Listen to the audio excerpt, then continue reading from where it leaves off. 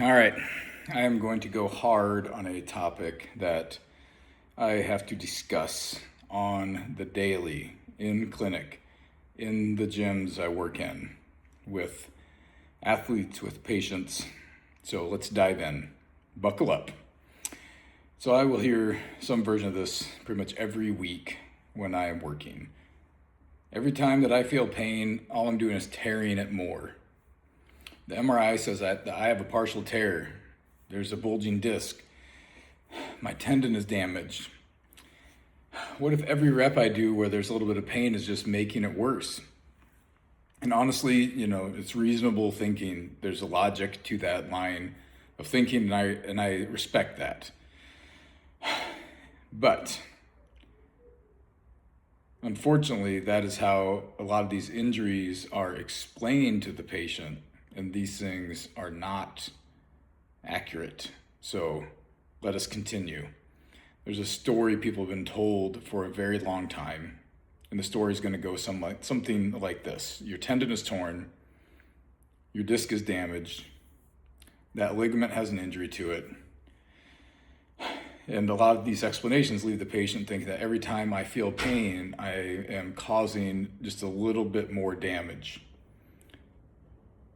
The patient, the metaphor in their mind is every little bit of pain when they move is the same as a rat chewing through a rope, one little bite at a time, until eventually the whole thing is just going to snap in half on that one rep. The problem with this line of thinking is it is not how living tissues behave. Your tendon is not a piece of rope. Rope doesn't heal.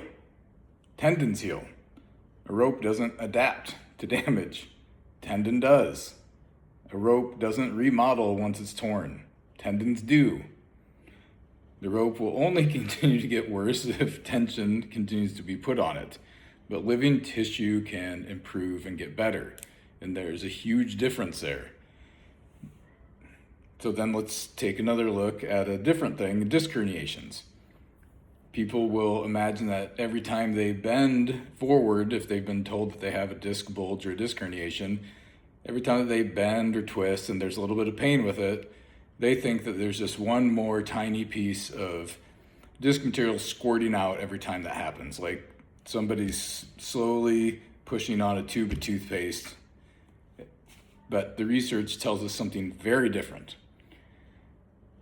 76% of disc herniations will have complete resolution spontaneously on their own over time, without surgery, without any sort of magic. And the immune system turns around and literally removes these pieces of disc material for you. So think about that. The body is actively trying to solve these problems all the time. It's not just sitting there helplessly waiting for these things to continue to get worse. So let's go back to this tendon example. And this is more of a personal clinical note. And it's rare that people have repeat MRIs after they've had a tendon injury, just so we're clear. The majority of people that have a partial or complete tendon tear on MRI end up having some sort of surgery, or they never have the opportunity to have a repeat MRI. Well, I've had several people over the years end up having repeated MRIs either for other things going on or because they were particularly interested because the area started to feel better. They wanted to know what was going on. So I've had patients showing up with these reports that describe fairly large tears. Recently we had a lady who had a 75% tear in her supraspinatus in her rotator cuff. She had a MRI 2 or 3 years later on her own because her shoulder was feeling so much better. She just kind of wanted to see what was going on. And the report showed that the tendon was now only 30% torn. So the body had adapted and started to remodel that 70% tear. She had no more pain. She had almost complete function back, maybe some missing slight ranges. But there was improved tendon quality and a more organized tendon tissues. And that's not because she protected it forever. It's because she gradually, in a tolerable way, with some guidance, rebuilt the capacity of her shoulder. So this big mistake that people are making is they assume that every tiny little bit of pain when they're moving after they've been told about one of these injuries is just more damage. That's what they think every time it happens, every situation they're in, every little movement they have.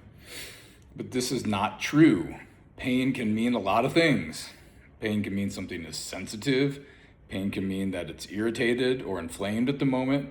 Pain can mean that it's not ready to tolerate the load and the work that you're giving it. So that's a threat protection mechanism from the nervous system. It's giving you a little bit of information about the recovery status of where you're at.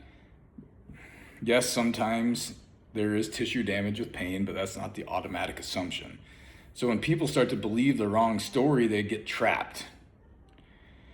And this is something I have had to do for years, almost 20 years now, tens and tens of thousands of patient encounters, trying to get people, sorry about the dogs, trying to get people out of this trap. They're told, don't bend, don't lift, be careful, protect it. So they stop moving, they stop training, they stop living a normal life. And then what happens over time is they get weak, they get deconditioned, they become more fearful, they become more sensitive, and now they feel worse than when they had the original MRI report. And it has nothing to do with if the tissues failed or not, it's they followed the wrong story and all their capacities start to disappear. So while you are worried, the body is sitting there trying to remodel. It is trying to repair, it is trying to adapt, and it's trying to solve the problem that it currently has. And that is what a living system is going to do every single day. So this is what I try to tell athletes and patients that I have this discussion with that know that they have some sort of tear, bulge, herniation, however you want to describe it. This is the one thing I want you to take away from this video.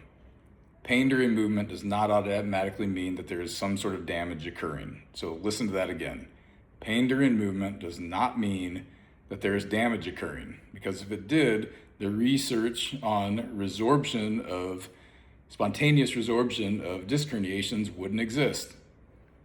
If that was true, the research on tendon healing over time wouldn't exist. So most of these are things that we see every day, and they wouldn't exist either if it wasn't true. So stop asking the question, when there's pain, am I damaging it? We need to reframe this as, maybe we need to find another way in the moment so that we can rebuild capacity, because that's usually the question that matters. We need to find a way to tolerably rebuild your capacity. Your tendons are not pieces of rope. Your disc is not a jelly donut or a tube of toothpaste. The body does not slowly erode and fall apart every time there's pain. You are a living system. Living systems continuously adapt, and that is why they will recover forever. That is why people can get stronger. That is why fear is often the biggest obstacle to recovery from injury. Your tissue is trying to heal. The question is whether you're helping it adapt or you're teaching yourself to be afraid.